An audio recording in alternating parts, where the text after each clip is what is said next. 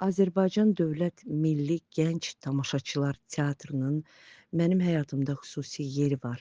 Çünki gənclik illərimdən bu teatrda çalışmışam və bu teatrda çoxlu dostlar qazanmışam.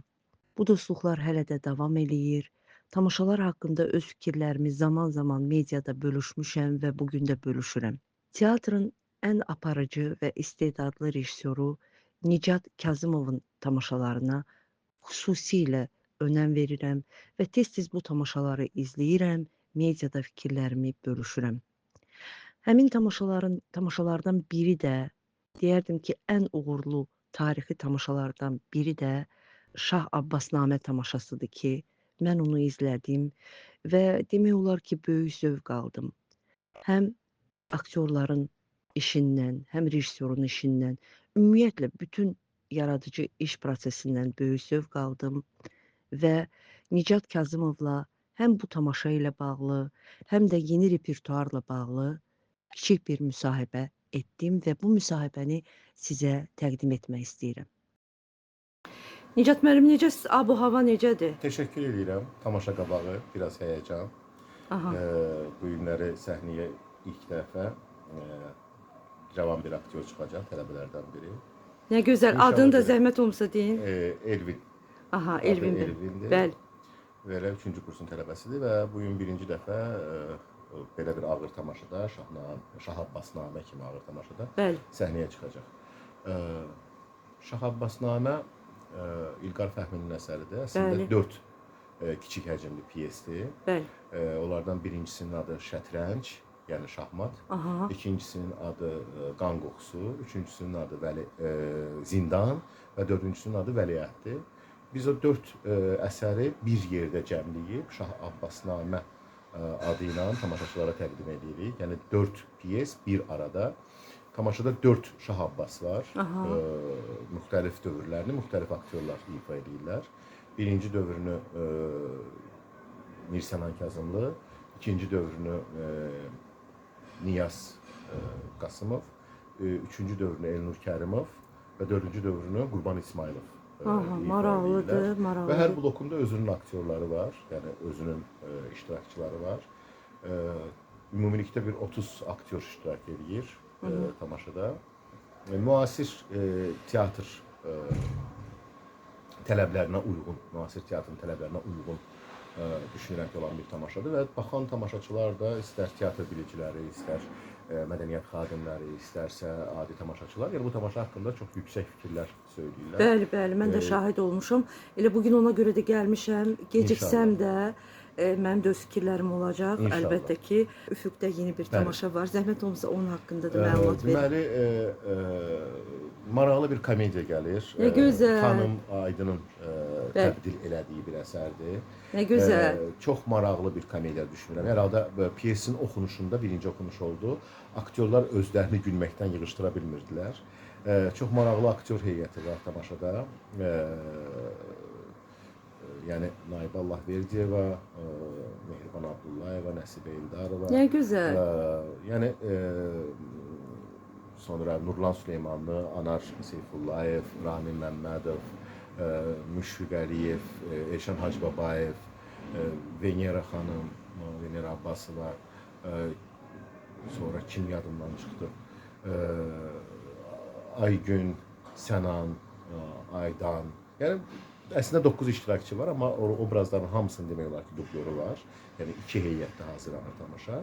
Çox maraqlı bir komediyadır. İnşallah aprel ayının sonlarına, may ayının əvvəllərinə yəqin Gözəl bir vaxtda, gözəl bir vaxt. Belə bir komediya əslində ehtiyac var. Hər bir teatr repertuarında, Gənc Tamaşaçılar Teatrının repertuarında belə bir tamaşaya ehtiyac var idi. Tamaşada məşhur bəstəkarlar Ennio Morricone və Nina Rota'nın musiqilərindən istifadə olunacaq, amma onlar başqa aranjmanda, tamaşaçıların öyrəşmədiyi bir aranjmanda təqdim olunacaq. Çox maraqlı bir düşünürəm ki, tamaşa alınmalıdır. Tamaşaçılar həqiqətən istirahət edə biləcək. Ehtiyacımız var. Bəli, yəni bu problemli zamanədə gülməyə, əylənməyə, istirahət eləməyə də ehtiyac var. Gözəl bir xəbərdir Nicat bəy. Yaz qabağı Novruz gəlməmiş gözəl bir xəbər aldıq. Nicat bəy, oğlunuz bir çox tamaşalarda artıq demək olar ki, çox məhsuldar işləyir. Demək olar ki, çox tamaşalarda var. Ümumiyyətlə bir ata kimi və mənə bilirsiniz nə maraqlıdır? Başqa aktyorlar oğlunuzu qısqanmır ki, məsəl üçün atası ona rollar verir. Əlbəttə istedadı göz qabağındadır. Amma Nicat bəyin münasibəti Mirsənana, yəni mən bir aktyor kimi çox bəyənirəm və düşünürəm ki, çox böyük gələcəyi var. Təşəkkür edirəm. Amma ata aktyor, yəni teatrda necə işləyirsiniz? Yəni maraqlıdır. Əslində Mirsənan ilk dəfə bu teatrın səhnəsinə 9 yaş olanda çıxıb. Ay maşallah. Amma mənim tamaşamda yox. Yəni mən rol vermirdim. Cənnət xanımın tamaşasında. Onda əvvəldən var idi. Bəli. Yəni Məkkəyə gedən yol, Şeyx Sənan, ondan sonra bizdə bir tamaşa var idi. Başıva hazırlanmışdı Belarusiyada olan bir rejissor Şilkunçik. Həmin tamaşada, yəni Mirsənan Akademik Milli Dram Teatrında o vaxt Bəhram Osmanovun quruluşunda olan Bəli, yəni artıq oynayıb bura gəlib. Bəli, ondan sonra tanınıb bura gəlib. Ondan sonra yox, tanınıb yox. Ondan sonra qəbul olub universitetə və universiteti bitirəndən sonra da, yəni teatrımızın rəhbərliyi onu bu teatra dəvət elədilər və indi mənim üçün Sənan oğlum evdədir və burada aktyordur və mən kimsə ola bilər desin ki, oğludur deyənə ona filan rolü verdi, oğlu deyir. Ola bilər, bu normal bir şeydir. Bəli, bəli. Yəni insanlar hamı çiğ süd əmib. Amma və lakin mənim üçün fərqi yoxdur. Mən rolu dəqiq üstündə verirəm aktyora. Yəni o aktyor oğlum olmur, kim olur olsun, əgər yaramırsa mən o rolü ona verməyəcəm. Misal üçün elə bu indi təzə götürdüyüm komediyada, baxmayaraq ki, Sənan mənim tamaşalarımda Tanrı göndər məktubda əsas rollardan birini oynayır. Bu Şahnamədə əsas rollardan birini oynayır. Bəli, əsas rollardan birini oynayır. Amma misal üçün indi götürdüyüm komediyada, Pul əhvalatında o üçüncü dərəcəli bir rolda oynayacaq. Yəni əsas rolü isə oynayır bizdə Anar Seyfullayev, Rami Məmmədov dublyordular və Nurlan Süleymanlı. Yəni gənc yaşda olan Nurlan Süleymanlıya vermişəm o rolü. Çünki ona uyğundur o rol. Bəli. Yəni mən çalışıram ki, birinci növbədə teatrda özümə xəyanət eləməyim. Bəli. Əgər mən tərəfgördülük eləyəcəyəmsə, bu dostumdur, bu tanışımdır, bu qohumumdur. Nə gözəl, Elə çox eləyəcəyəmsə, gözəl. ilk növbədə mən özümə, öz peşəmə xəyanət eləyəcəm. Bunu da eləmək istəmirəm. Amma Nicat bəy, belə dünya kinosuna, dünya teatrına baxırsan, yəni çox misallar var ki, yəni öz ətrafları var, onlarla da işləyirlər. Bu Yox, da aydın normaldır. məsələdir. Mənə Yəni də bu da normaldır. Yox, o artıq aktyor keyfiyyətinə görədir. Hansı aktyorla işləmək mənə rahatdır, hansıyla işləmək mənə rahat deyil. Yəni mənə rahat olmayan aktyorla mən işləmirəm. Bu ayrı söhbətdir. Amma qohumluğa görə o ayrı söhbətdir ki, mən qohumluğa görə buna bu rolü verirəm, filan kəsə görə buna bunu edirəm. Xeyr. Misal üçün indi aktyorlardan biri xəstələndi və bayaq dedim cavan aktyor onun əvəzinə oynayacaq bu gün tamaşada. Mənim indi dərs dediyim kursda 5 uşaq, 5 oğlan var. Yəni 5 oğlan, 5 qız, 10 nəfərdir kursda.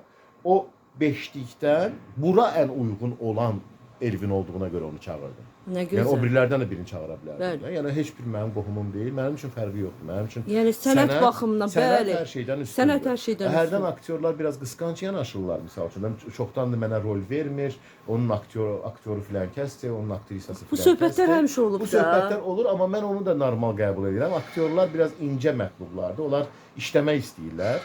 Və hər yerdə də özlərini görürlər. Düşünürlər ki, istənilən əsərdə baş rolda məhz o olmalıdır. Bu da sənətə sevgidir. Bəli, bu da normal bir şeydir. Amma mənim gözümdən o əsərə hansı aktyor və ya hansı aktrisa daha çox uyğun gəlirsə, mən rolü ona verirəm. Nə gözəl. Bəli. Maraqlı fikirlərdir və məncə doğru fikirlərdir. Nicat bəy, indi yeni tamaşanın məşqlərinə başlanıb. Bəli, başlanıb. Allah qoysa, aprel-may aylarında təhvil veriləcək.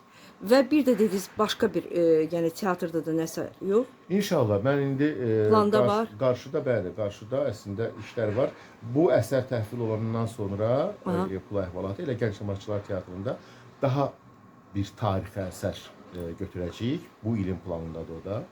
İndi adını deməyim məndən, amma Azərbaycan tarixinə, Bakı tarixinə həsr olunmuş bir əsərdir. Çox böyük monumental bir iş olmalıdır. Çünki iştirakçı sayı həddən artıq çox olacaq. Yəni o əsər gözlənilir. Sonra opera teatrında yeni bir quruluş, yəni Leyli Məcnundan sonra. Nicat bəy məhsuldar, həmişə işləyir, həmişə iş başında. O da bu il təhvil olmalıdır. çox gözəl operalarımızdan biri. Bu dəfə mənim quruluşumda təqdim İşlər olunacaq. çoxdur deməli. Və Lənkəran teatrında inşallah orada da hardasa elə may-iyun aylarında orada da bir tamaşa Niyə Lənkəran dəvət ediblər? Dəvət ediblər. Aa. Yəni başlayıb. Deməli əyalət teatrlar dəvət edəndə gedirsiniz. Bəli. Nicat bəy və sonunda bu sualı verməyə bilmərəm. Səhnədə həm də aktyor kimi çalışırsınız, maraqlı obrazlarınız var və Şah Abbas namədə də səhnədə oynamısınız. Ümumiyyətlə aktyor Nicatla rejissor Nicat arasında, Nicat Kazımov arasında fərq. Valla əslində fərq. Yəni rejissor pultu arxasında belə deyim, Nicat Kazımov özünü tapır, yoxsa səhnəyə çıxanda düşünür ki, yox, bu başqa aləmdir. Hər ikisində, amma səhnəyə çıxanda aydın məsələ, Başqa onun zövqü aləm. ayrıdır. Bəli. Onun zövqü ayrıdır. İndi belə deyək ki, tamaşaya baxacaqsınız və axırda o alqışlar hamısı aktyorların olacaq. Amma mən özüm səhnədə oynayanda o alqışların bir hissəsi də mənə düşür. Bugün sizə çatmır alqış. Yox, bugün mənə yox, bugün aktyorlarımdır. Çox sağ olun Siz sağ müsahibəyə olun, görə. təşəkkür Uğurlar edirəm. arzu edirik. Mən də sizə. İnşallah yeni tamaşalarda görüşmək ümidi ilə. İnşallah tələbə xanım. Sağ olun.